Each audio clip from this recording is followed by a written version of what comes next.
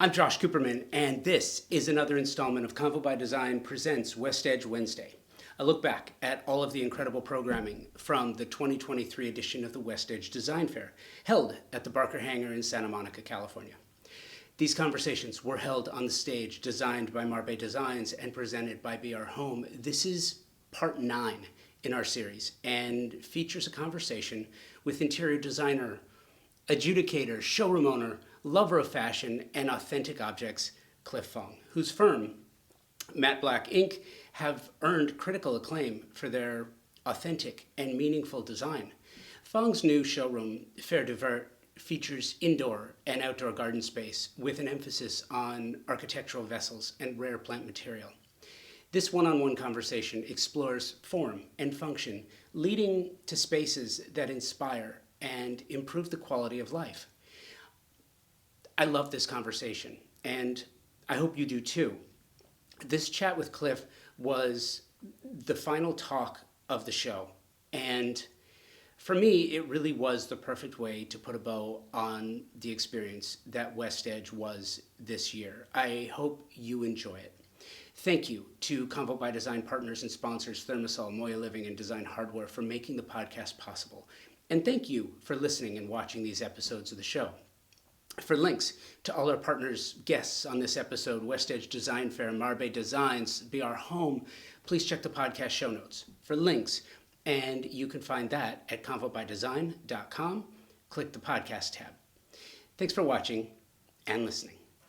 Thank you guys for coming, and you're like bookending it for us. You're celebrating the last of the panels with us. Welcome to Convo by Design's stage here at WestEdge. The WestEdge stage 2023 presented by BR Home and designed by Marbe Designs and featuring Dunn Edwards. Oh, I'm so sad. That's the last time I'm going to say it this whole weekend. I've only said it like 1,000 times. It's funny, for those of you who have seen some of the panels before, you will know that I have said before every single panel that this next one is my favorite panel. And to be kind of honest with you, it's true, because so much time, like design, so much time goes into curating and creating good conversations, which I think are really, really important. And this next one, Cliff, how many times have we spoken? I think 3 or 4 times. 3 or 4 times. Cliff Fong, an absolutely extraordinary creative. And, you know, one of the things that is so special for me is I think you were, so I started the podcast in 2013. And you and I met for the first time at a showroom in the Pacific Design Center. Yeah, that's right. In like 2015. I think. Yeah, that sounds about right. You were early. And you know what else? That's right, because I'm usually late. No. I don't mean early like that. I mean early, and I can tell you now, I look back at the guy who was doing that podcast in 2015 with imposter syndrome at level 10. Like, I don't deserve to do this. I don't know why I'm doing this. I know that I love doing this. I just don't know who's going to take me seriously. And you were the guy that, you were like a linchpin for me. You freed me because you were the I hate to even say this because it's kind of crass, but like, you were the biggest name that had said yes to me at the time. You were the guy who was like, yeah, I'll do my Cliff Fong for a second. Yeah, sounds fun. We can talk. So thank you for doing that, and thank you for being a guy who says yes to someone who needs someone to say yes to them. Oh, well, thanks for all of that. That was a really generous kind of perspective that you had. But I honestly didn't really think about saying, I say yes when I can and no when I can't. I don't really think about status in the way I think a lot of people probably do, especially in this town, where they need to know who else is lined up or what you've done in the past, or, you know, I think because of my work in fashion, I come from a place where it was always important to do the work yourself and find what it is that's important, not to wait for some reflexive moment to do something that's already been done, or to try to do something faster, cheaper. I like the build it and they will come model. So if I ever get to be part of something at the inception, I feel like it's much more interesting than coming to the game after something's established. What have I done to actually deserve or create any of that if I'm not out there doing the work myself? And I caught you at a really interesting time. I want to talk about the background. I want to talk about the backstory in fashion, because it's really fun. For me, sometimes I don't go back and listen to back episodes because I can't do it. Do you go back and look at your past work and use it as a learning tool? Do you go back and look at it to see? Do you judge yourself when you go back and look at what you've done in the past? Well, I would say no, I never go back and look at things in the past because I find very little value in it. But I would say yes, I'm constantly judging myself and judging whether or not something I am doing or contributing to or creating is kind of as special as I can, as I hope to make it. So I think it's really unproductive, and I think that's probably something I learned in fashion, that it makes no sense to try to navigate anything from the past, right? I might look at something, be happy with it when it's finished, and then it might completely, repulse me afterwards. But that is sort of the nature of how things work in fashion. It's seasonal, and you move in a progressive moment from season to season, and you leave whatever you've done in the past behind. Or if you really know what you're doing, then you build on what it is that's been done in the past. And I think by the time I started working in design, I felt like I had a much greater perspective on the potential to do that versus what I was constantly trying to chase concerning fashion. Now, with design work, if someone, thanks to iPhones and Facebook, you get these memories whether you want them or not. They just show up on your phone, or they show up on your desktop or whatever. And every once in a while I look at them and I think, oh, wow, things have really evolved since then. But I'm not so critical of what it is that I had done, because I had done something for a client. The client was happy, and it really was sort of the best it could have been at that moment. But if I think and please don't go out there and look for it, but if I look at my high school yearbook picture, that is the thing that's the thing where I think that's the thing that made me never to look back. Because I just said, who did I think I was then, or what was I doing then? Or it just seems kind of ridiculous.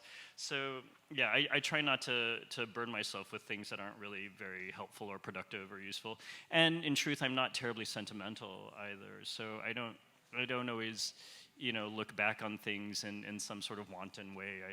I really like looking forward or just being in the moment. Back to the origin story that includes fashion. And I love this, and I find it really interesting. Over the years, interviewing creatives of all types, I've always find it fascinating to talk. I've spoken to a designer who was once she was an agent with CAA. And you think, why would you leave? It's not de minimis to an interior designer, but why would you leave as you're at CAA, you're out of the mailroom, like you made it. All you got to do is keep going and you're going to crush it. But I've also spoken to designers and architects who were lawyers, who had gone to school, they'd gone through the whole process to get a professional degree in another profession. And what I found was, it's interesting that the frame of reference, the knowledge base that they learned from that world, that they brought into this world, had given them a skill set that nobody else has. Mm-hmm. And I'm curious, your background in fashion, what do you think that gave you as far as a frame of reference? How does that inform you as a designer? Well, I'm not exactly sure how the work influenced kind of my current aesthetic, but I think it may have influenced the practice of defining an aesthetic for somebody. I think because I'm a student of art history and I've spent a lot of time in Europe, well, actually, in a lot of different geographic regions. When I look at things, whether it's a piece of art or a piece of architecture or a piece of fashion, for whatever reason, I think because of my various experiences, everything gets put into some sort of context for me that I can understand from a historical perspective. So in that regard, I think I'm always quite conscientious of where there's a valid reference point to express, where there are some things I might want to avoid because they might represent a less interesting moment for me, or something flimsy, or something that might only exist as an affectation. I generally kind of avoid those things because most of what I'm interested in exploring are more substantial moments in design or art, and in some ways, when I worked in fashion, that's also something that I was interested in doing, and not looking at trend or thinking about what might play to an audience that kind of is kind of looking at things in a trendy or flimsy or kind of thin or fast way, which is kind of where fashion is at the moment. I don't think it's a great time in fashion because there's so many companies that actually are conglomerates for smaller companies, like, for instance, someone like Ermenegildo Zegna. It's a vertical company that has its own factories, its own textile production, its own lines that it owns. Like, for instance, they just bought Tom Brown, but they had also been producing for Versace, Valentino, even Giorgio Armani. So what's really different about those collections, other than the label? If you're buying a black gabardine jacket, maybe you're getting a little bit something different in a cut, but you're getting the same kind of quality across the board.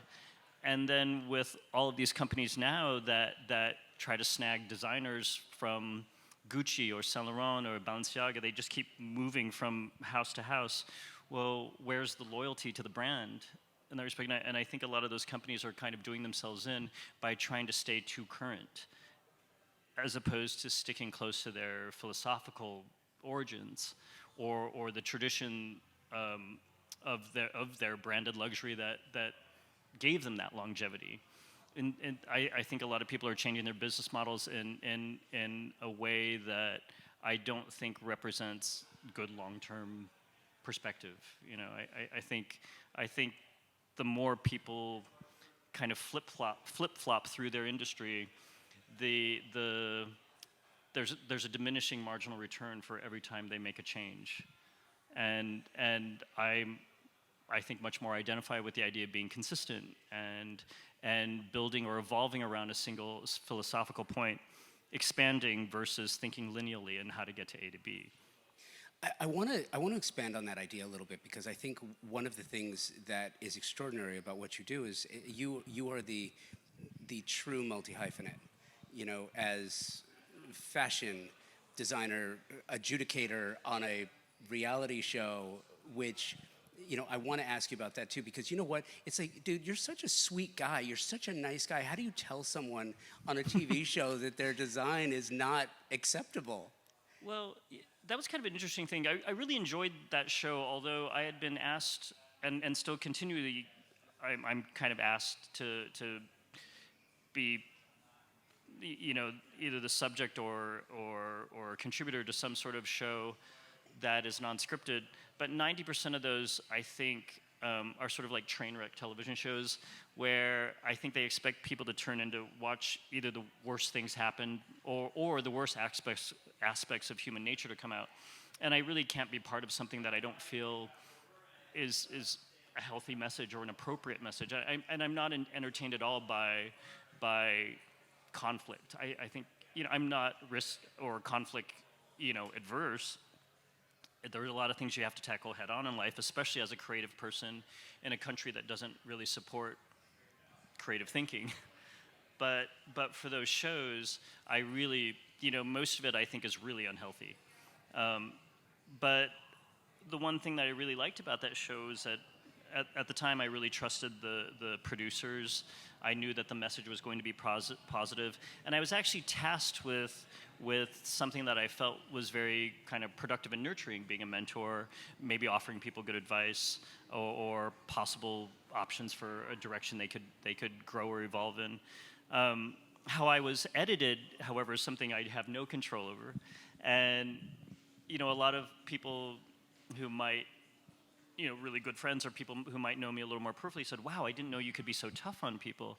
And I said, "Well, I'm not sure that I am or not, but if the three judges, if two of the three judges say something positive, they're only going to use my one critical comment.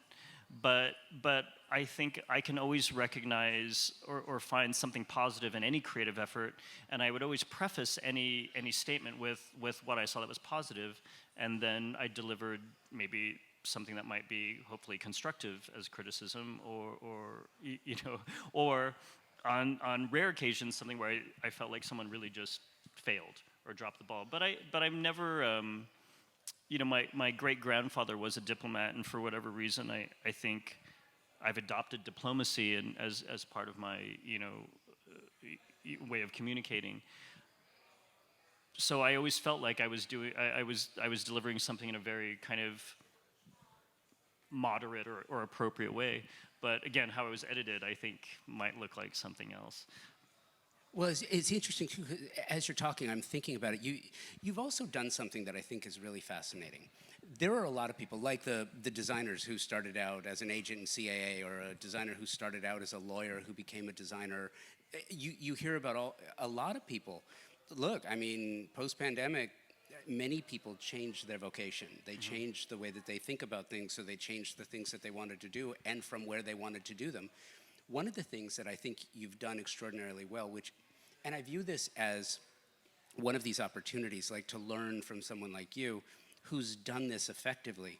There's two ways to change course: aggressively and abruptly, or thoughtfully, and the latter is generally the better.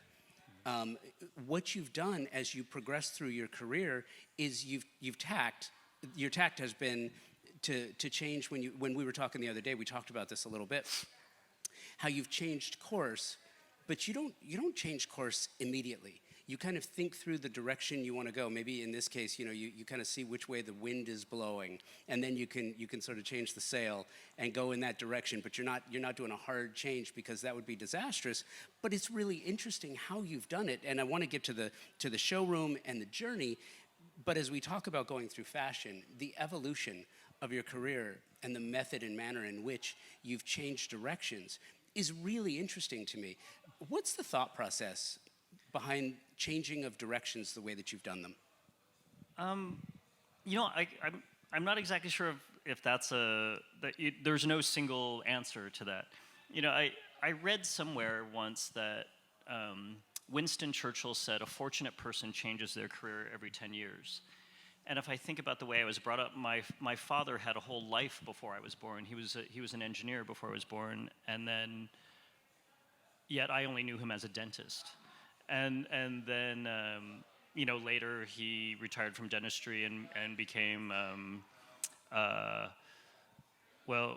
he became military intelligence, which was I don't know how that happened.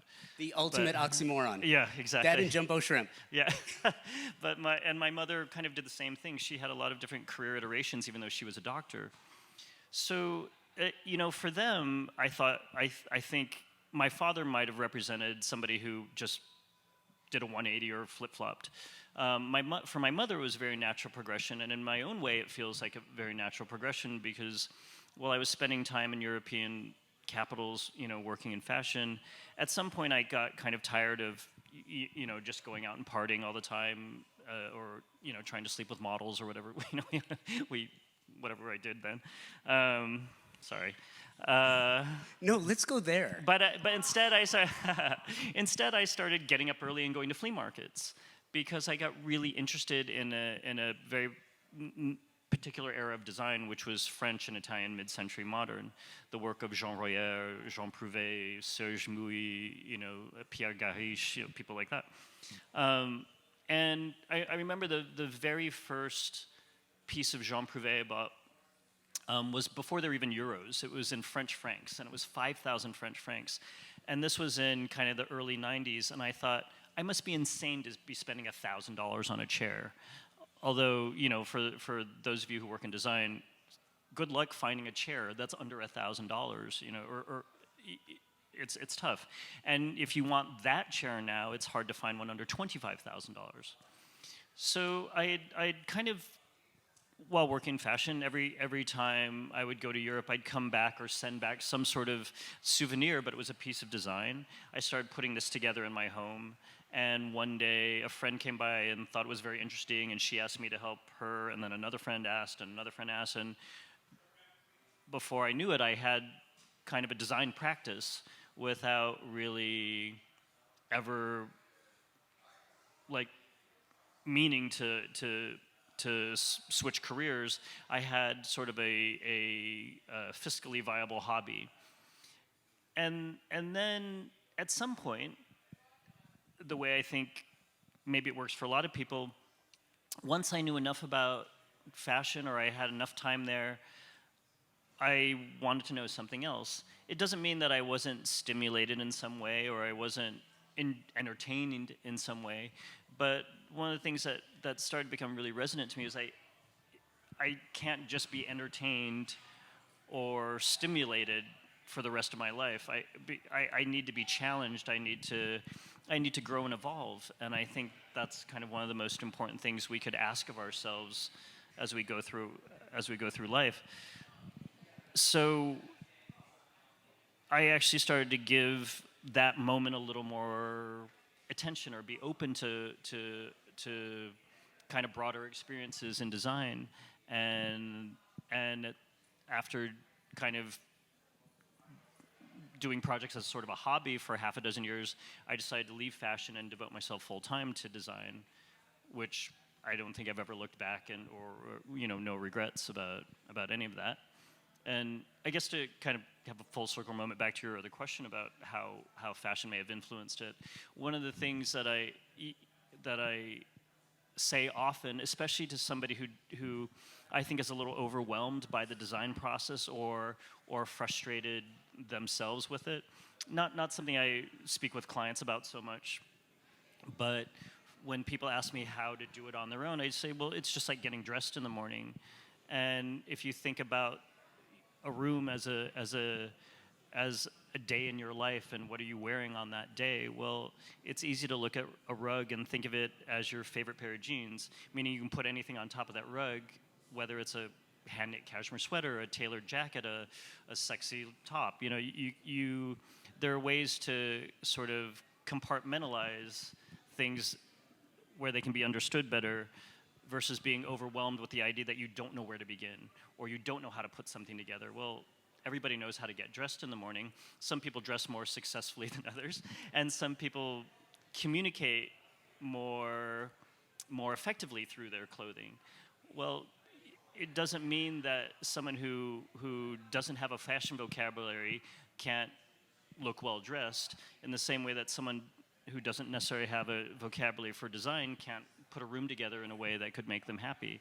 Maybe not everything is going to be, in an editorial, in the same way that not very few of us can dress right off the runway. But I think there's a way to understand things, and I think everybody is able to understand how to get dressed in the morning. And I think through that, everybody should be able to find out how to decorate their own living room or their own bedroom to make themselves, comfortable and happy. Well, that's an interesting point, and I think that it's a good time to sort of reset.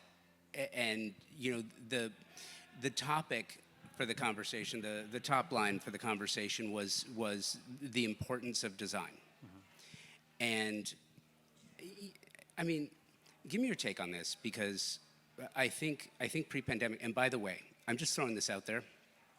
This is the last event, this is the last conversation that I think I will find myself referencing the pandemic.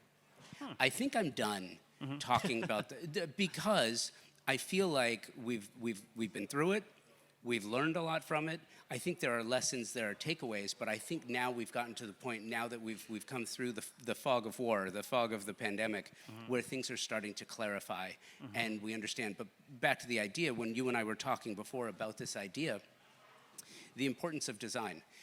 We learned from that experience what was important because we couldn't go anywhere else. If you've got a poorly designed space and you're uncomfortable on your sofa, it's like, wow, this sofa's terrible, I'm gonna get a new one. Well, what happens if you can't get a new one?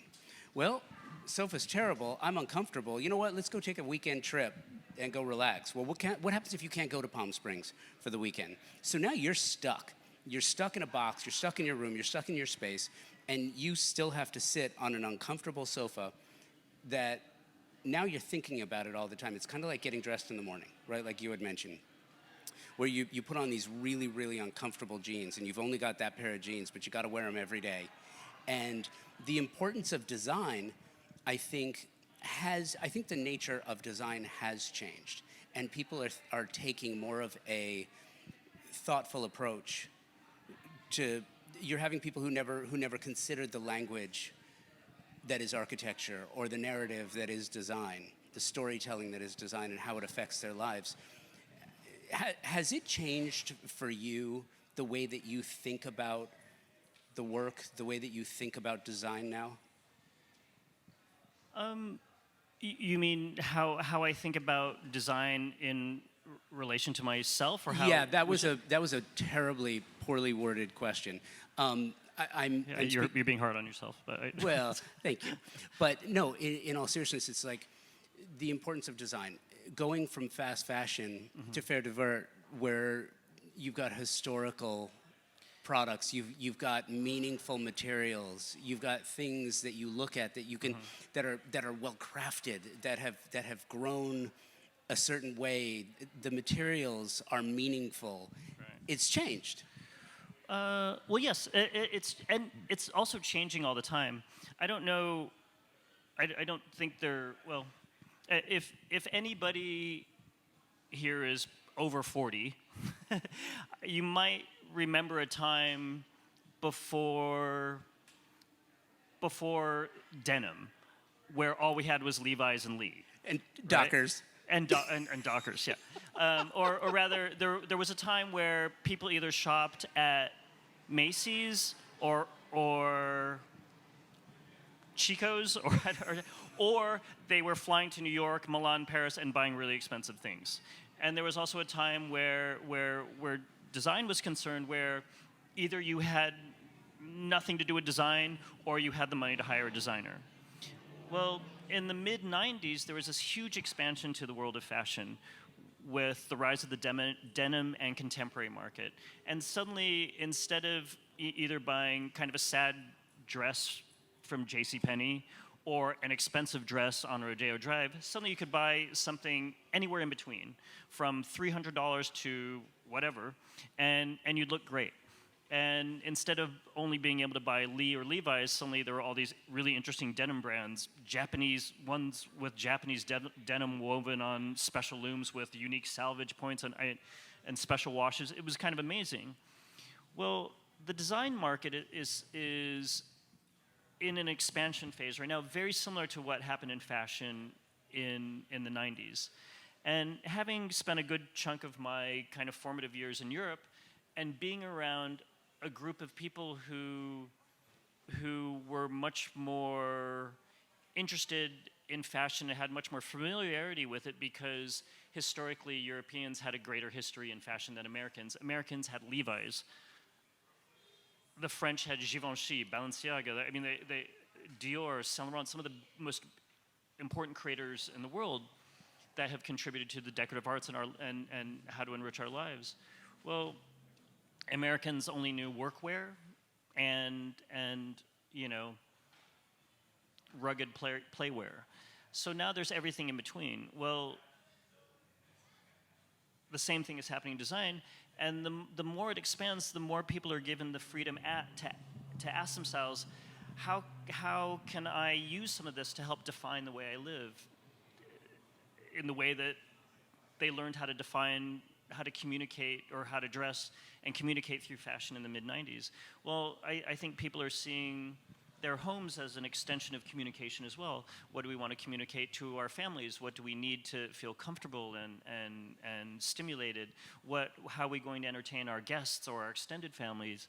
These are all really important questions, and yet not less than 20 years ago, everybody just needed a bed and couch. So now with that expansion, I think it's given people the freedom to actually just choose differently. And it's not, and it doesn't have to mean that you drive to, Palm Springs to buy vintage furniture in the same way that you don't have to drive to Rodeo Drive to get, a good piece of fashion. There's authenticity and something valid at every price point. And this is not a big trade secret, but occasionally we have projects with no budget.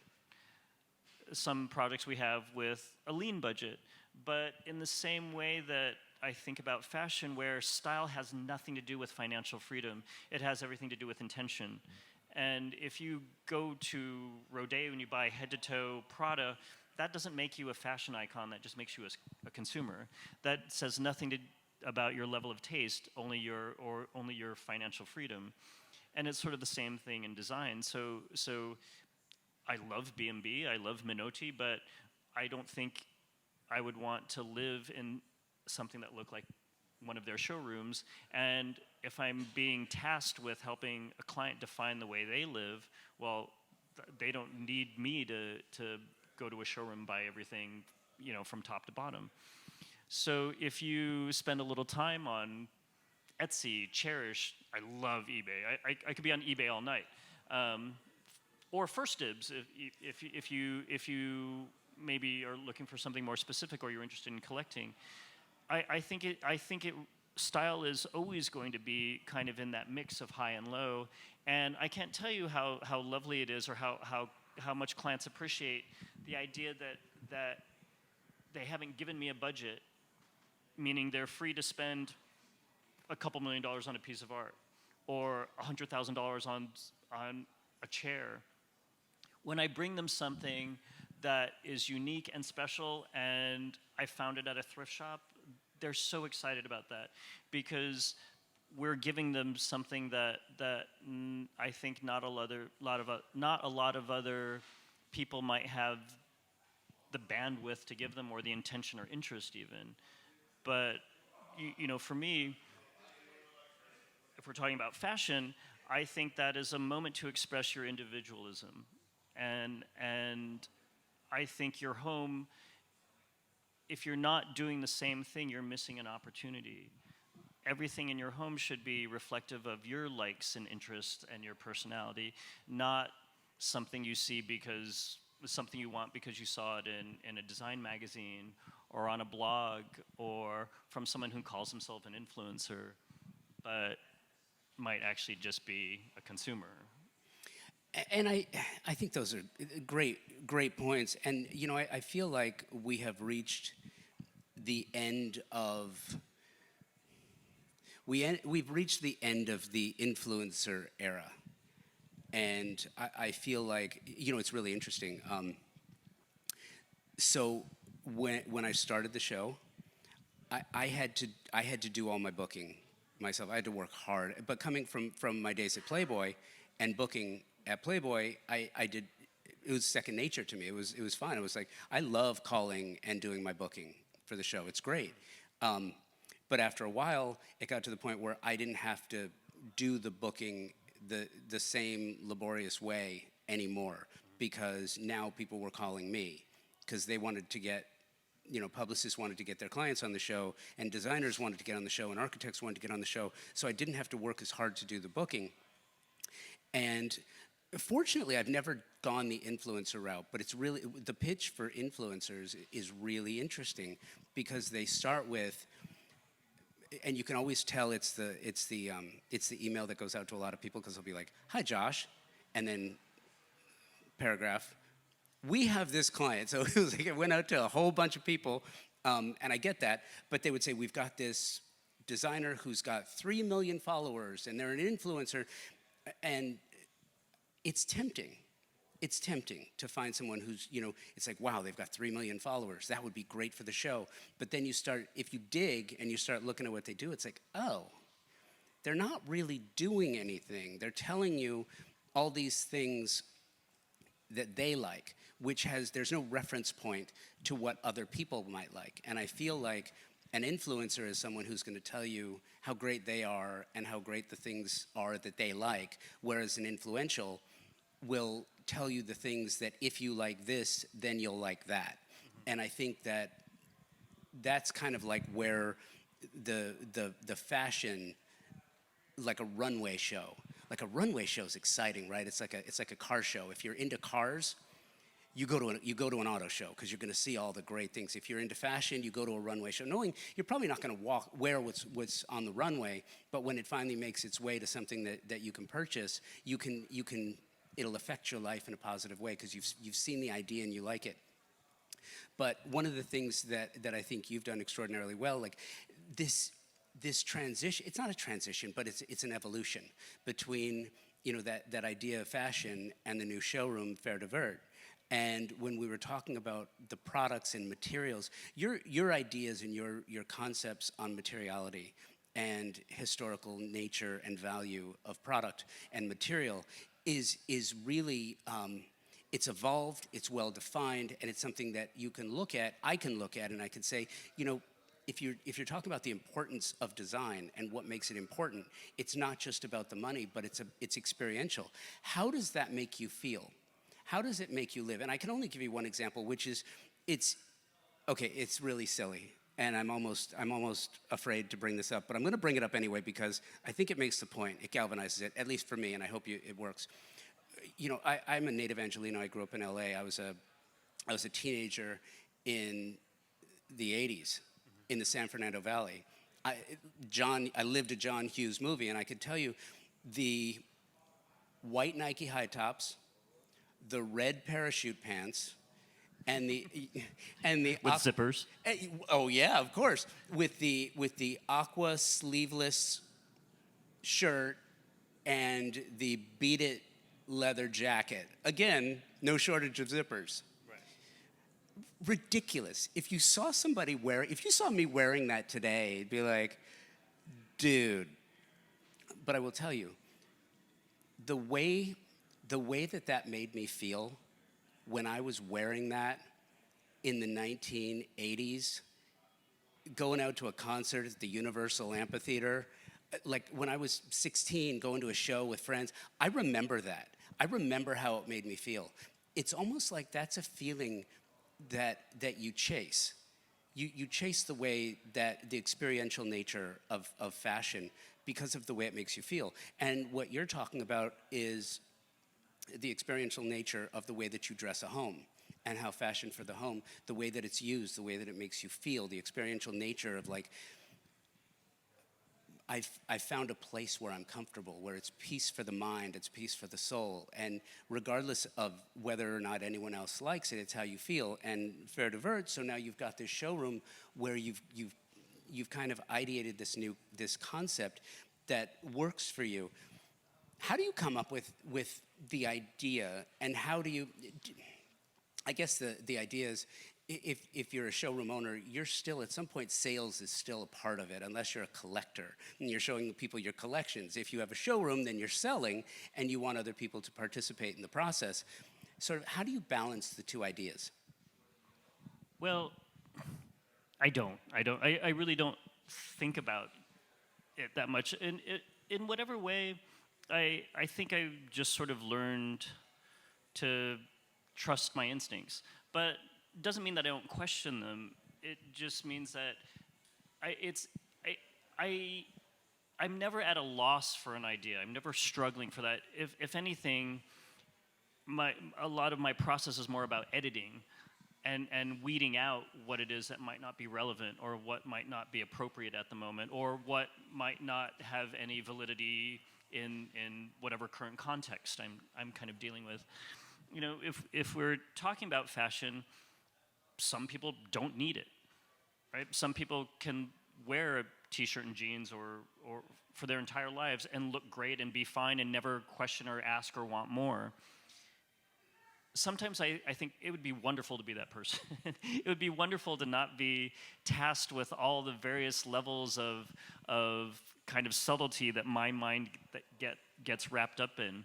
But I'm also very thankful that I have some sort of interest or feeling about expressing nuance. And if you're going to successfully express nuance, you have to always consider context.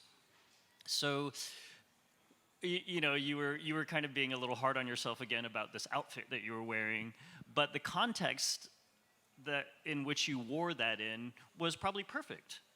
And it doesn't, and although you said that you would look ridiculous now, I can think of half a dozen people who would probably look great in that because the context of their lives and why they wear clothing gives justification to choosing that outfit, right? I mean, I think, to defend your point, both of us would look ridiculous if we were dressed that way right now. Don't be so hard on yourself. But I think there are moments where I think you want to have a little fun with your home. You want to have a little fun with your clothing. You want to have a little fun with your showroom, or your retail store, whatever it is. So things are always changing, things are always evolving, and most of that is because I think I have a pretty active mind and that looks to activate various creative inspirations. So there's always something else happening, and if I can create the appropriate context for something, well, anything is possible, really. And I think people can do that in every level of their lives. It's interesting. You touched on something earlier regarding this agent at CAA who's now a designer, and there's always this tendency, I think, for us to judge people when they choose to make a career change. Or I remember, you guys all know who Jennifer Lopez is, right? I always thought at this point, I don't even remember if she started as a singer or as an actor. She was a fly girl. Fly girl, okay. She started as a dancer. Well, then maybe I knew her as an actor, and when she released an album, I thought, why does the world need another person who's singing a song that doesn't even sound like that different from something else? Now, I'm a huge fan of hers. I love everything she does across the board, and she's really good at everything she does across the board. So we have this tendency to judge people saying, oh, well, models can't be actors, or actors can't be singers, or agents can't be designers. Well, I really support anybody who's interested in changing the dynamic of their lives, especially if it's something creative. Because whether we are painting for ourselves or working in a creative field that we've always wanted to explore, either way, that has incredible value. And even business people, being an entrepreneur is an expression of creativity. No one gets to where they end up being as an entrepreneur without thinking about their business or practice creatively or thinking out of the box. There are some people who I think are much better at working within a structure and appreciate the consistency or the reliability of a paycheck. And yet, most of the people I know who've chosen to do work independently have never looked back. And most of them said if they knew the kind of freedom, the kind of creativity that they would experience, the kind of joy that they would get from actually working for themselves, they would have done that a long time ago. So it's very rare that I ever feel like I judge anybody for choosing differently than what they know. I think that's a really healthy thing. What I love too is your approach to this thoughtful evolution. The idea that everyone should change careers, at least according to William Churchill, about every 10 years. Yeah, I wish there were some politicians that would change careers. Oh my gosh, yeah, right? Yeah. Which, by the way, I love. what are the, you know what? When George W. was in office, I kind of thought the world was upside down. I didn't know it could actually get more upside down than that. But one of the things I love about W now is that he's a painter, and he actually paints really beautifully, and his message is also not a nonpartisan message, which I think, oh, there's someone who came out the other side in a really beautiful way. And I think everybody should give themselves that opportunity. I mean, I just think that if you're not doing that, you're missing out on the true potential of your life. If you're not actually exploring as much as you can explore. I know there are some practical reasons why people need to stay in what they're in. And we don't always have the luxury to choose how we make our money. Sometimes it just really does boil down to necessity. But I also think being creative is a necessity as well, because it gives you a respite from your responsibilities. It can broaden the way you think. It can change the way you think about a lot of other things in your life. So even if you can't change careers, if you can give yourselves just a few minutes a day to be creative, to write, to paint, to draw, to explore some sort of interest, I think those are all really, really healthy things. And I really don't understand why in this country we don't support and encourage people to think more creatively. You know, it's interesting because one of the things that I've always loved about the design community is it in the past has been very supportive. I think these days we're not as supportive as we once were, but one day I hope we get to the point where, like in the musical community of jazz, when I was at Playboy every year, when the musicians all came in for the Playboy Jazz Festival, I had a chance to interview all of these musicians who would come into town for the show, and what I learned in talking to these, whether it was an 80-something-year-old Wayne Shorter or a Herbie Hancock or Al Jarreau, one of these guys who was at the top of their game, they all said the same thing. They all said the same thing. They were like, you know, I always contribute to mentoring young musicians. And they really did. They didn't just say it, they did it. They would play on a record. They would go out and support a show. They would bring them in and teach them, you know, things that it would take them decades to learn. They would teach them what they did. I don't think that there's enough of that in our industry, but I think that our industry is based on that, where people do give back and share their knowledge, which is why you're here and we're talking today. Tell me about, just as we get closer to wrapping this up, tell me about the showroom and this thoughtful creative evolution of yours and what you envision it to be and what it's a step towards, because we also spoke about the changing nature of things. And I don't remember how you said it, but it's like, you know, nothing's meant to stay the same. If you're trying to build something that's going to stay the same, it's not going to work. You have to create something that is going to evolve. Yeah, I don't think I've ever, or rather not since I was an adolescent, I have not looked at change in a negative way. You know, when I was a kid and my parents, you know, separated, and I kind of felt like I was ripped from everything I knew and you know, put in a place or in a position where I had to start all over again. I was really embittered about that as a kid, and of course I took it out on my parents until I actually realized, wait a minute, my world just broadened by 100%. And every time I've made a change since then, my experiences, my knowledge, my sense of self just feels like it's enriched exponentially. So I never hold on too long to anything, because I sort of feel like I don't know if anybody was following, but earlier this year, I basically sold 70 or 80% of everything I owned. Not because, actually, I had friends going, "Is everything okay?" Like, it wasn't a fire sale. I just felt like I'd been designing around so much of that for too long that I wanted to feel something different, see something different, engage something different, and I felt like I was kind of stuck in that moment. And I can't tell you how wonderful that feels to sort of free myself from some of those things that I felt like had trapped me in a singular expression for too long. And it doesn't mean that I fell out of love with those things.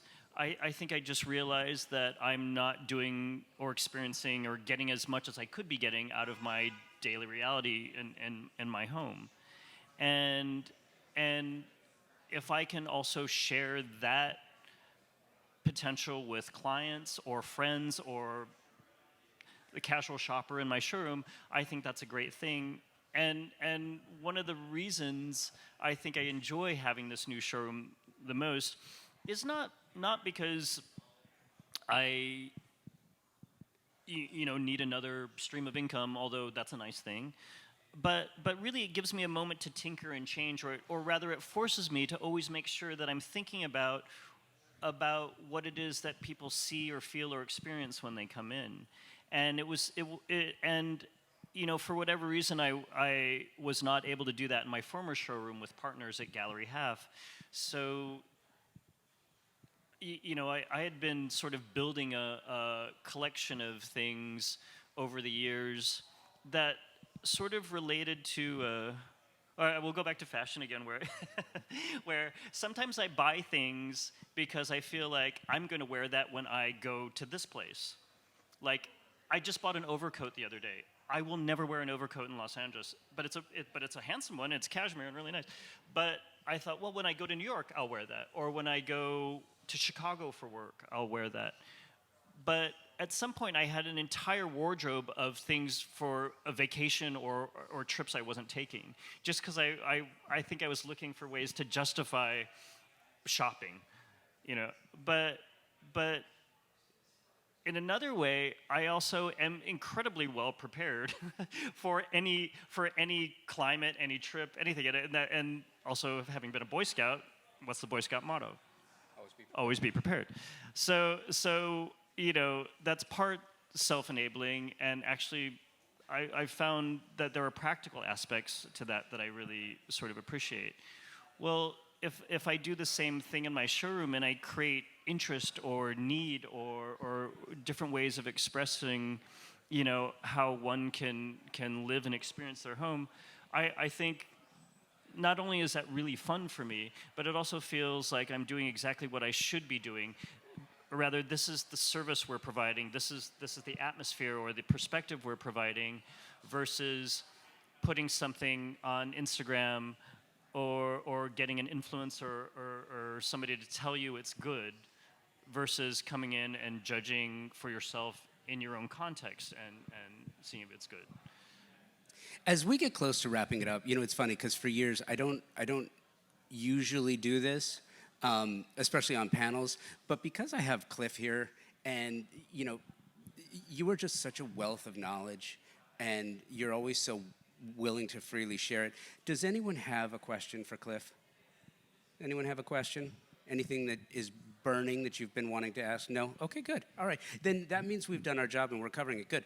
So what is the evolution of the showroom? So how do you merchandise it? Because of what you're doing, how do you merchandise it? Well, it's really different from my other showroom, Gallery Half. The price point's a little bit different because I never wanted to be the most expensive person on the block, much less the planet. Sometimes it just seems ridiculous. There's a segment of the population who really appreciates that, and in a city like Los Angeles, I don't know if it's good or not, but you can just dare someone to spend the money and they will. That is not how I want to go about my business.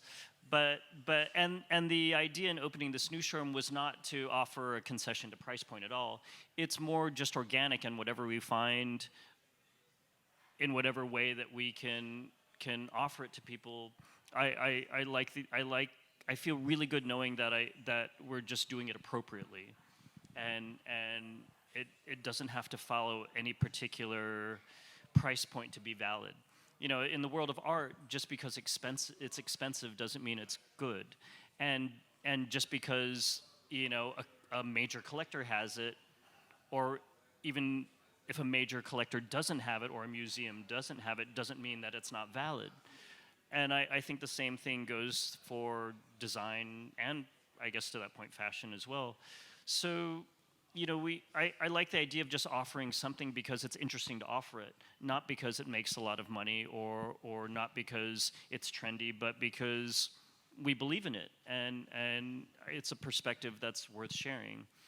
But I think also one of the biggest kind of differences in this showroom is that we've incorporated an aspect of outdoor living to the showroom versus just what happens on the interior. You know, because in California we live indoors and outdoors. I don't understand why there aren't more restaurants with outdoor seating here.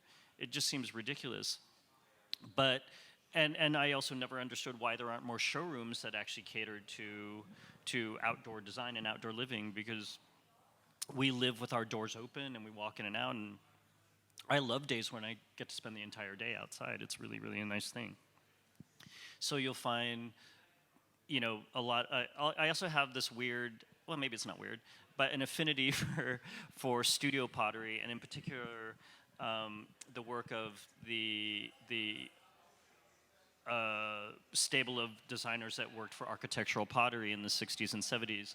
So people like Paul McCobb and Marilyn K. Austin, Legardo Tackett, and some of the pieces I like the most are from a man named David Cressy, who not only made kind of production line ceramics in very interesting and very pure forms, but also then created a pro artisan line where every single piece was finished by hand or has some sort of expression, and it was touched by a human being. Where, you know, we live in this age where, like I said, everything is a bit fast and flimsy. You just push buttons, and 24 hours later, you supposedly have exactly what you asked for.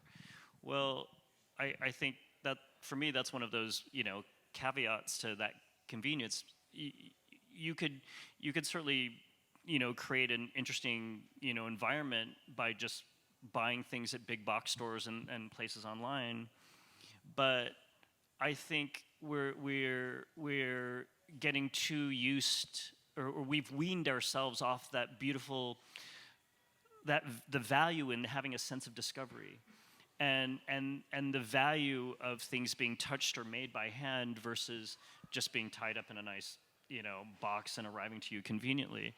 So anytime where I can share in the expression of someone's handwork or someone's artistry, I think that's of huge value, and that's something I hope people really. I hope that's a message that is easy to read through coming in the showroom. Is that it really is about kind of a love for things that have been touched by creative hands. And that's amazing, and it's extraordinary. And I think that love for creativity is something that you've espoused for your entire career. It's just now taken a different form, and maybe that's the message: is don't be afraid to try new things, and don't be afraid, but evolve thoughtfully. Yeah, for sure. We all have very interesting family dynamics, but if any of you are like Asian, which I can see a few Asians, it is really tough with our parents. You know, we were kind of brought up thinking that everything we have to do, we do because the family expects us to do it. And people don't really, in Chinese culture anyway, it's really kind of all about money or success in relation to money, or to be overeducated in some way that you're just supposed to be smarter than everybody else. Well, I come from a family of doctors and eggheads and research scientists, and, you know, for me to actually choose creative work, I kind of slipped that in, you know, under the radar, and came out the other side with actually a career. But my parents didn't really understand it, kind of for a long time. You would think that would have been easy compared to telling them I was gay, but really they didn't care about being gay. They just cared how much money am I making, and they weren't going to be happy for me unless they knew that you know I was kind of taking care of myself in a way that was better than maybe what they had done, even though I think they were successful in many ways. But I'm sorry, what was my point in all this? I think it's really important that you give yourself the opportunity to choose exactly what makes sense for you. You know, if I had gone to medical school, which I didn't have the chops for, I would have been incredibly unhappy. You know, or if I had become a research scientist, I can't imagine being stuck in a lab and although I can't imagine teaching. I think that would be a nice thing. But if I had done anything the way I think my parents had impressed upon me that they should be done, I don't think I'd be as happy or as kind of comfortable in myself as I am now. I'd always be fighting something. And I think that is one of the greatest values in choosing a creative outlet, much less if not a creative career. I love that. I love that, and I've loved this. And again, I cannot thank you enough for being thank so you. selfless Appreciate it. with your time and for coming out and for doing this. Thank you, Cliff. Yeah, I my pleasure. appreciate Thank that. you.